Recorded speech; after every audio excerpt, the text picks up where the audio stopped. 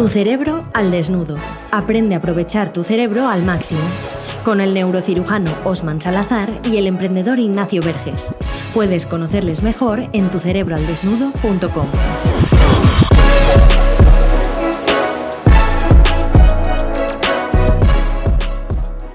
Bienvenida aquí al podcast de Tu Cerebro al Desnudo. Estamos una semana más para desnudar tu cerebro, para que lo entiendas y lo aprendas a usar en tu día a día con nuestro querido neurocirujano Osman Salazar. ¿Qué tal estás, Osman? Muy bien, muy contento. Que la verdad que los eventos y todo lo que hemos hecho por el aniversario del proyecto nos tiene muy satisfechos, nos tiene muy motivados y bueno, pues seguimos, que este proyecto no para. ¿Tú qué tal, Ignacio? ¿Cómo estás? Bien, hay que decir que vienes con la flecha para arriba porque vienes sin dormir después de toda noche de guardias y estamos aquí aprovechando que estás aún ahí con la energía.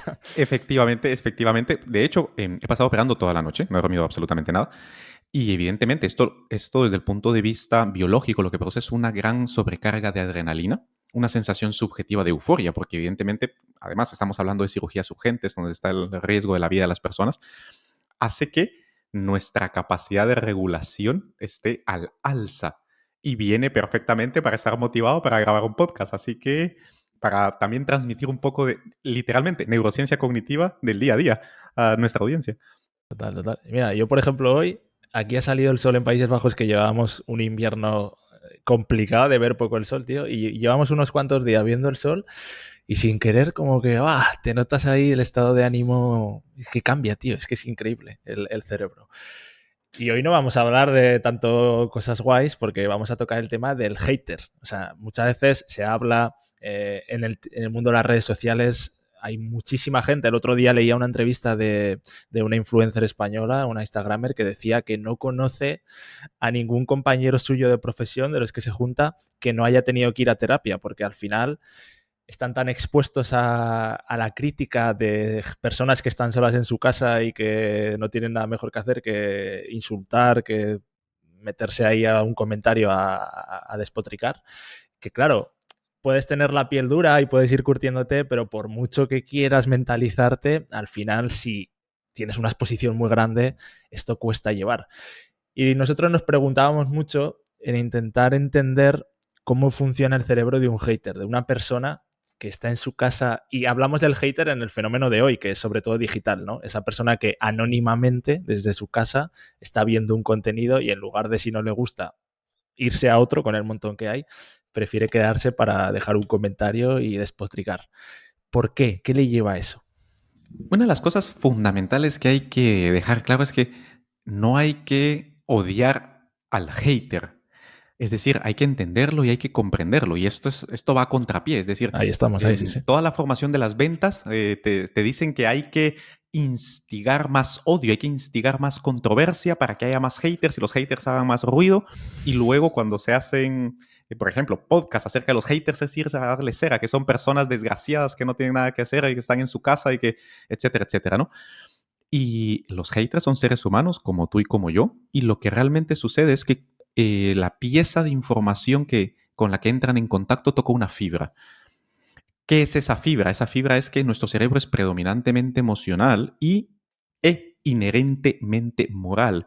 Lo que quiere decir es que inmediatamente cuando una pieza de información entra en conflicto directo con nuestro sistema de creencias, valores y actitudes, se desencadena la activación de nuestra respuesta al estrés, nuestra sensación de amenaza. Lo que hemos hablado muchas veces, se activa nuestra amígdala, se activa nuestro hipotálamo, nuestro sistema nervioso autónomo, y empezamos a secretar adrenalina, noradrenalina, cortisol y todas las hormonas del estrés, y nuestra maquinaria metabólica cerebral va a producir una serie de emociones, pensamientos y acciones orientadas a protegernos de esa amenaza. Y entonces se genera el hate, esa sensación de desprecio, esa sensación de alejar y de argumentar algo que va en contra de lo que yo considero que es lo que sostiene mi identidad como persona. Y pues saco lo peor de mí. Y si estoy cubierto con el anonimato, mejor, porque no voy a sufrir las consecuencias negativas de tener que responder de las consecuencias naturales de mis actos. Entonces, el cerebro del hater es la manifestación primitiva de la entrada en conflicto de una pieza de información con un sistema de creencias, valores y actitudes. Muchas veces se habla que, bueno, hicieron un experimento muy interesante en El Hormiguero, que es un programa de España de máxima audiencia para la gente que nos escuche de Latinoamérica, y lo que hacían era que ponían a influencers, instagramers, youtubers muy famosos en una habitación y de repente les sentaban delante de haters que anónimamente habían comentado en redes sociales, que nunca se habían visto las caras, pero había algunos que reiteradamente estaban hateando a esa misma influencer o a ese mismo influencer. Los ponían delante y fue muy curioso porque igual había 8 o 9 casos y la mayoría, si no te diría todos, acabaron queriéndose y acabaron confesando que realmente lo que les jodía era que a ellos les gustaría ser influencer como era una o youtuber como era el otro. O sea, al final estaban como un poco sacando sus frustraciones. Y realmente se caían bien, pero es como que les decían, joder, pues que no lo puedo evitar, me toca los cojones y me sale poner un comentario, pero luego decía, joder, en el cara a cara reconozco que me has caído bien. Entonces, puede ser también que sea un poco esa frustración interna de, hostia, tengo una vida que no me gusta, estoy enfadado conmigo mismo, o sea, casi que me odio a mí mismo, ¿no? Más que al resto, y lo pago con esta persona porque cuando la veo me jode, tengo envidia. Hay bastantes cosas aquí que vamos a tomar y vamos a ordenar las ideas. El que habla de la manzana, comérsela quiere. Ese famoso aforismo popular existe precisamente por eso. Criticamos lo que más necesitamos. Dime de qué presumes y te diré de qué careces. Dime qué criticas y te diré qué es lo que quieres ser. ¿Qué es lo que pasa con esto?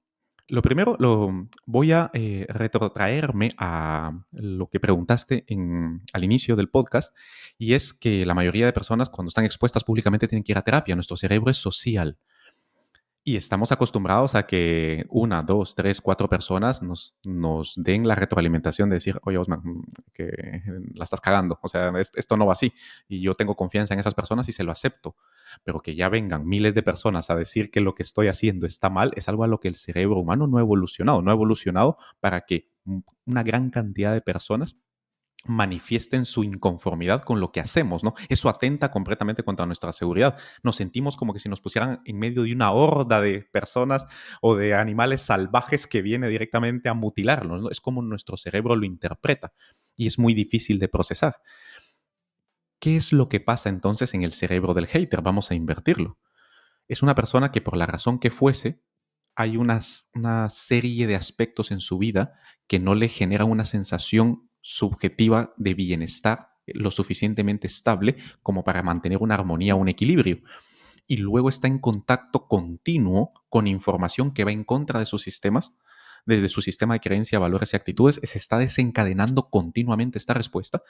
Y el cerebro, dentro de sus sesgos cognitivos, es algo que se llama heurística, es decir, toma un atajo. Si tú, Ignacio, por ejemplo, dices algo que va en contra de mi sistema, yo no te veo como un ser humano, te veo simplemente como un representante de esa idea, de ese concepto que yo odio, y entonces voy a atacarte con todo lo que puedo porque te avatarizo, es decir, te deshumanizo, dejas de ser un ser humano, toda la complejidad de tu humanidad la circunscribo a una sola pieza de información, y es que eres el representante de la ideología que yo más odio. ¿Qué es lo que sucede en el cara a cara? ¿Qué es lo que tú decías en El Hormiguero? Te das cuenta que Ignacio, que esa otra persona, pues tiene sus sentimientos, que tiene sus emociones, tiene sus circunstancias, y que es otro ser humano como yo. Tiene sus pros, sus contras, sus fallos, sus virtudes, sus defectos, sus cosas buenas y sus cosas malas. Me doy cuenta que no es simplemente una pieza de información, ya no es el representante de la idea que odio, sino que es un ser humano igual de complejo, igual de complicado de lo que soy yo. Y el cerebro es social por naturaleza y desencadena una respuesta de empatía, de conexión y de entender, de decir, es que también es un ser humano, no es simplemente un objeto de mi odio o de mi desprecio. El el haterismo digital, lo que sucede es que se da a través de una pantalla, se da a través de avatares, de nombres ficticios, y se da a través de atacar ideas, no de atacar individuos, no de atacar seres humanos, no de atacar personas, sino que de atacar piezas de información aislada que entran en conflicto con las bases de mi identidad. Y lo repito una vez más, a riesgo de cansar a la audiencia, nuestro sistema de creencias, valores y actitudes, que se forman porque nuestro cerebro es social por naturaleza, predominantemente emocional e inherentemente moral. Ah, y aquí en esto que decías me recuerda otra vez que vuelve a entrar siempre la historia que te cuentas, porque yo pienso, ese hater que desde su casa, quizás lo que decías, ¿no? El que habla de manzanas, comérsela quiere.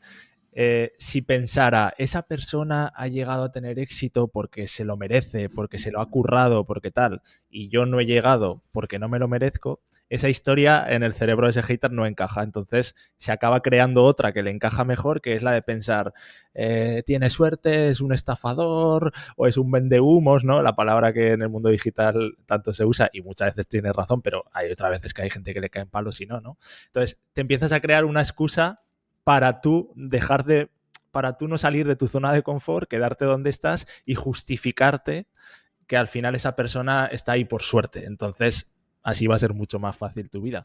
Y está bien, porque realmente el cerebro ahí te protege, porque si no todos nos volveríamos locos, nos frustraríamos si no conseguimos las cosas y nos tiraríamos por un barranco, ¿no? Pero también es un poco así, ¿no? Es básicamente lo que se dice, lo de el abordaje o la teoría de las uvas amargas o uvas agrias, ¿no? Entonces, estas uvas que están muy altas y que no puedes alcanzar, asumes de que están agrias, que están podridas, y las asumes así porque están muy altas. Lo que las hace agrias o podridas es que son inalcanzables para ti, no la naturaleza intrínseca de las uvas, a las que no puedes acceder porque no las puedes alcanzar, porque no tienes los recursos para llegar a ella. Entonces, en otras palabras, todo lo que nos parece inalcanzable automáticamente en nuestro cerebro, para poder darnos un confort, un bálsamo emocional a esa herida inflamada de nuestro ego, de reconocer de que no tenemos lo que se necesita para conseguirlo, por la razón que fuese, entonces nos dice, bueno, es suerte. Tampoco se lo ha regalado todo. Claro, es que normal, porque su padre, porque su madre, porque el sistema, por lo que fuese.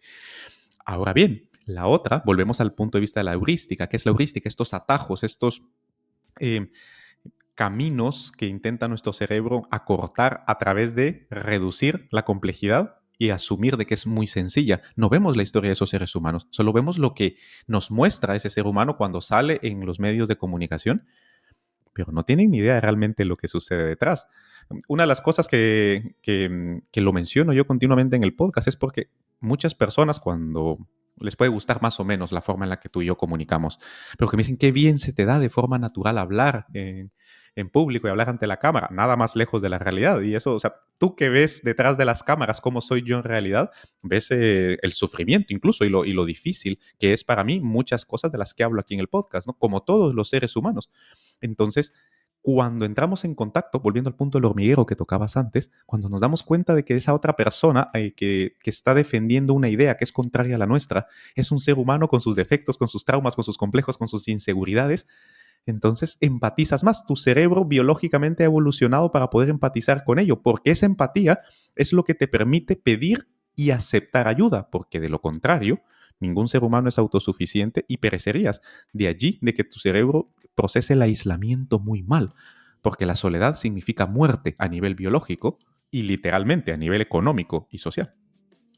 Claro, y llegando un poco al desencadenante, ¿no? Porque hemos hablado el motivo que le lleva a una persona a hatear o a generarse esa emoción de odio, pero luego el desencadenante puede ser muy diferente, porque tú puedes...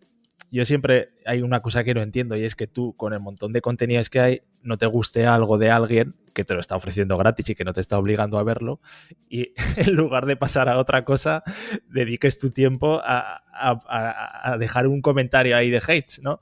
Yo, por ejemplo, tenemos una persona que no nos para de comentar por ahí como que no le gusta no le gusta que enviemos una cerebrina cada día y que le gustaría que esa información pudiese acceder enviándole una a la semana. Y joder, pues es que es muy fácil, si lo único que puedes hacer es de suscribirte, pero prefieren estar ahí criticando. Y yo digo, ese desencadenante también es una manera de que ellos se desahoguen, ¿no? Como el otro día Shakira, que fue al programa de Jimmy Fallon y decía que no había necesitado ir a terapia porque al final estas canciones que está haciendo ahora le están curando, ¿no? Le están ayudando a desahogarse. Entonces el hater ahí es un poco también egoísta porque piensa en sí mismo, yo me desahogo, pero no pienso en que esa persona quizás luego tiene que ir a terapia por lo que le estoy diciendo, porque no empatizo desde mi casa. El hater y el que recibe y la figura pública son egoístas por naturaleza. El ser humano es egoísta por naturaleza. Es decir, yo no puedo ponerme en los zapatos de Ignacio y en el de nuestra audiencia me la puedo imaginar, pero yo no puedo imaginar a las 30.000 personas que escuchan el podcast al mes. Es imposible, mi cerebro es incapaz de procesar eso que es un podcast pequeño. Imagínate aquellas figuras públicas que le están siguiendo 50, 100 millones de personas. Es decir, que el número de seguidores que tienen en redes sociales es mayor que la población de un país. Es algo que nuestro cerebro explota por completo. Y nadie, absolutamente nadie, es capaz de poder integrarse por completo en lo que otra persona piensa y siente. El cerebro humano es egoísta por naturaleza y ha evolucionado así para poder sobrevivir. Y también ha evolucionado con las ganas, con el deseo y con la búsqueda continua de pertenecer a algo más. Y está en ese conflicto vital todo el tiempo. Y la armonía entre de estas dos ideas en conflicto es lo que nos propulsa a seguir hacia adelante. Por una parte, buscar nuestra individualidad sin perder el apoyo y el beneplácito de mi grupo e integrarme en el grupo sin perder mi sensación de individualidad. Y allí vamos jugando. ¿Qué es lo que sucede justamente con lo que dices? A la hora de venir y qué es lo que propulsa y qué es lo que incentiva a una persona a ejecutar esa acción, es la necesidad que todos tenemos de ser escuchados. Todos queremos que cuando decimos algo, otro ser humano lo valide y diga, es verdad, es correcto, es así, o mira, yo lo siento como tú, yo pienso como tú, lo que se llama química, lo que decimos, ¿qué química hay entre dos personas? Básicamente es esa sensación subjetiva de que hay una conexión, que hay un toma y daca, que hay un tiki-taka, que piensas como yo, que sientes como yo, que actúas como yo. ¿Y qué es lo que provee una plataforma gratuita como una red social? Es que, bueno, como esto es gratuito, no me pueden echar. Y me van a leer y me van a escuchar porque yo me he ganado el derecho de expresarme, porque evidentemente en una socialdemocracia la libertad de expresión existe y me parece fenomenal. Lo único es que también la libertad individual se termina cuando colisiona con la de otro, y es lo que tú decías, la libertad individual de millones de personas que la ejercen al mismo tiempo contra la libertad individual, valga la redundancia, del individuo al que están atacando. Entonces, es imposible de forma emocional y natural para el ser humano tomar distancia, abstraerse, tomar perspectiva, enganchar su corteza prefrontal dorsolateral y su cíngulo anterior al máximo. El primero, el cerebro racional, el segundo, el cerebro social, y decir, ¿qué estoy haciendo? Requiere mucha capacidad de introspección y mucha valentía. Poder ver que realmente lo que estamos haciendo es sacando nuestras frustraciones porque estamos tan sobrecargados por lo que sea que está sucediendo en nuestra vida que no tenemos una capacidad mínima de autorregularnos a nosotros mismos. Y lo que hacemos es, literalmente, hate a los demás. Sí, y esto también lleva un poco a la idea, ¿no?, del talón de Aquiles, que es la empatía, que todavía en el mundo digital, y por eso hay más hate, se multiplica, porque por mucho que queramos metaverso y tal, a día de hoy, tal y como está el mundo digital, esa cosa person to person, es imposible conocer a una persona y tener esa empatía del cara a cara. Mira, en el proyecto hablamos de la empatía cognitiva y la empatía afectiva. Sin embargo, hay un tercer concepto que es la empatía integrativa, y esa es la que está ausente en las redes sociales y en el mundo digital. La técnica, si tú lees cualquier libro de neuromarketing, de neuroventas o venta directamente, te dice emociones provocan reacciones, reacciones provocan ventas. En otras palabras, mete el dedo en la llaga, hazlo sangrar y venderás, ¿no? Entonces, tienes la capacidad realmente de empatizar afectivamente con una herida que a ti te duele. Entonces tú dirías, si esto me hace sangrar a mí, pues los que piensen como yo los va a hacer sangrar también. Y entonces haces una campaña literalmente para explotar el hate, el dolor. De hecho, se llama así, ¿no? Puntos de dolor, deseos velados. Esa es la nomenclatura que se utiliza, ¿no? Porque el conocimiento del cerebro humano está diseñado evidentemente para explotar las asimetrías de información. Y luego, a nivel cognitivo, es decir, yo puedo predecir cómo esa otra persona va a pensar, cómo se va a sentir, y entonces puedo manipular cómo va a reaccionar. Eso se utiliza, por ejemplo, mucho para el mercado de valores. Cuando tú sacas una noticia, ya sabes que va a convulsionar el mercado de valores y en todo mercado convulso, evidentemente hay transferencia de riqueza. Y si tú eres una persona versada, esa transferencia va a ser hacia ti. Casi siempre es de los que no saben a los que saben, de los pobres a los ricos, ¿no? Por definición. Pero la empatía integrativa solo la podemos tener persona a persona. Es unir estas dos en una interacción con otro ser humano. Y es que a nivel cognitivo, la predicción, la teoría de la mente, de saber cómo otro piensa, y a nivel afectivo, emocional, yo voy regulando mis emociones y mis estados internos en la medida en que interactúo con otro ser humano. Nuestro cerebro solo está acostumbrado a poder desarrollar esta respuesta integrativa cuando está enfrente de otro ser humano, porque evidentemente nuestro cerebro no ha evolucionado para el mundo digital. Y esa frase, aunque sea ya muy manida del hombre de las cavernas dándole a un ordenador, es una imagen que realmente caracteriza lo que sucede con un hater. Un cavernícola odiando al mundo que no entiende, porque su cerebro no ha evolucionado para él. Y si pudiéramos reflexionar un poco sobre una idea final para que tanto si eres hater como si eres una persona que recibe hate, sepas llevar mejor tu autogestión cerebral. Si eres hater, lo que acaba de decir Osman, ¿no? Sería como, antes de dejar ese comentario, piensa si son tus frustraciones, antes de echarlas ahí, piensa que con la queja no vas a salir de esa vida de mierda que tienes o esas frustraciones que tienes. Vas a salir si dejas de quejarte y miras dentro de ti y sales adelante. Y si recibes ese hate, pues pensar lo que acaba de decir Osman, que no hay empatía, realmente esa crítica no va tanto hacia ti porque esa persona no te conoce. Entonces va algo más sobre sus frustraciones que sobre tu propia persona. Lo más interesante de esto es que todas las personas que le den clic y que están escuchando esto, tú querido oyente, automáticamente tu cerebro te identifica como no hater. Aunque yo no te guste y aunque estás en absoluto desacuerdo con todo lo que yo te he dicho y quieres escupirme ahora mismo, tu cerebro te dice, no, yo no soy esa etiqueta, esa entidad abstracta de hater. Eso le pasa a los otros cerebros escasamente desarrollados. Al mío no.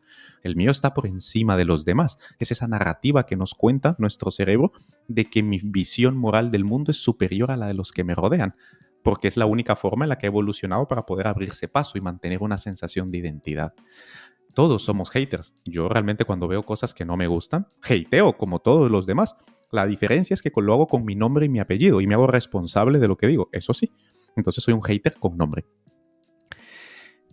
Reconociendo que todos somos haters en mayor o en menor medida y que todos somos objeto de ser odiados por una comunidad digital o por una comunidad física, el saber de que nuestro cerebro es inherentemente moral y que está realizando juicios de valor todo el tiempo, y cuando entran ideas en conflicto con las nuestras se desencadena una respuesta biológicamente evolucionada para preservar nuestra supervivencia, nos hará entender que si tomamos distancia, lo más probable es que lo que estemos haciendo es sacando todas nuestras frustraciones, todo nuestro odio interno hacia lo que no tengo, hacia lo que no sé, hacia lo que no puedo, hacia lo que no pertenezco, o incluso hacia la ignorancia, porque puede ser que no sepa lo que quiero. Y ese estado lo tenemos todos. Lo tengo yo ahora mismo que estoy aquí hablando contigo y que estoy compartiéndote conocimiento del cerebro. Yo mismo paso por crisis de saber realmente qué es lo que quiero. Y hay que entender que este estado es natural en el ser humano y que en la medida en que lo aceptemos y que vayamos superándonos, este tipo de fenómenos por lo menos se van a hacer más comprensibles, no van a desaparecer. Y esto explica por qué, paradójicamente, al contrario de lo que pareciera, quizás este podcast será el que menos hate recibirá, porque la mayoría de la gente que lo escuche nos identificaremos como no hater y no iremos a poner un comentario después. Puede ser. Yo realmente considero que va a ser todo lo contrario, que nos van a dar cera, pero muy fuerte. Bueno, sea lo que sea, te queremos, hater, no hater, os queremos a todos, gracias por escucharnos. Y a la semana que viene nos vemos y recordad que si no controlas vuestro cerebro, este os controla a vosotros. ¿Te ha gustado este podcast? Compártelo, igual puedes ayudar a alguien. Y para dar el siguiente paso, suscríbete a nuestra lista de correo en tucerebroaldesnudo.com. Recuerda, si no controlas tu cerebro, este te controla a ti.